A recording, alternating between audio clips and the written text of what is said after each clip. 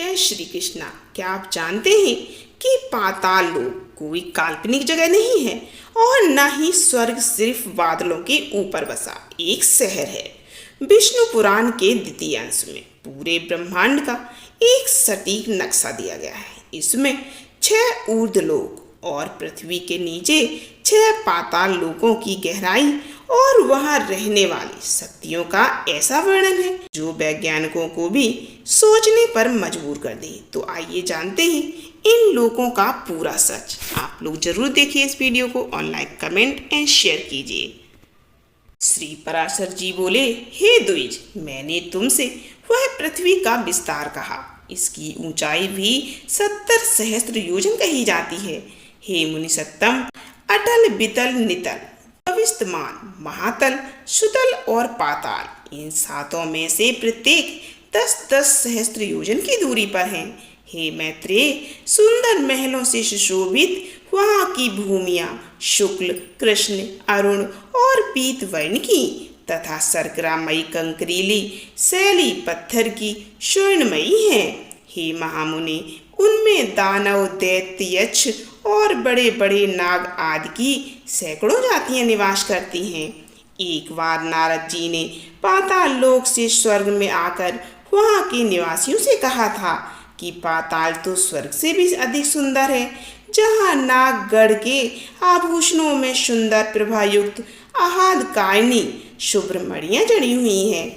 उस पाताल को किसके समान कहें, जहाँ तहाँ दैत्य और दानवों की कन्याओं से सुशोभित पाताल लोक में किस मुक्त पुरुष की भी प्रीति न होगी, जहाँ दिन में सूर्य की किरणें केवल प्रकाश ही करती हैं, धाम नहीं करती, तथा रात में चंद्रमा की किरणों से शीत नहीं होता, केवल चांदनी ही फैलती है, जहाँ भक्ष, भोज और महापान आदि के भोगों से आनंदित सर्पों तथा दानवादि को समय जाता हुआ भी प्रतीत नहीं होता, जहाँ सुंदर वन, नदियाँ, रमणीय सरोवर और कमलों के वन हैं, जहाँ नरकों की लो सुमधुर कूक गूंजती है एवं आकाश मनोहारी है। और हे द्विज, जहाँ पाताल निवासी दैत्य, दानव एवं नागगढ़ द्वारा अति स्वच्छ आभूषण,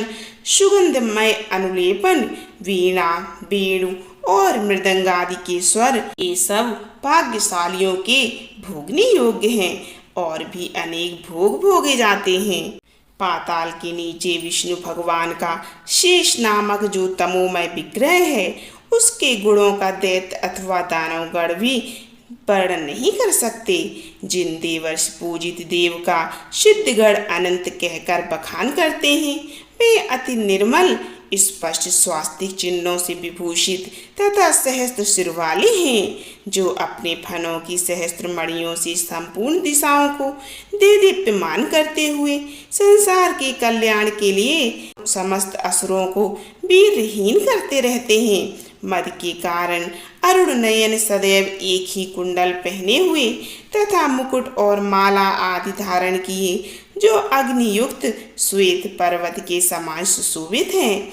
मद से उन्मत्त हुए, जो नीलांबर तथा श्वेत हारों से सुशोभित होकर मेघमाला और गंगा प्रभा से युक्त दूसरे कैलाश पर्वत के समान विराजमान हैं, जो अपने हाथों में हल और उत्तम मूसल धारण किए हैं तथा जिनकी उपासना शोभा और बावड़ी देवी स्वयं मूर्तिमती होकर करती हैं।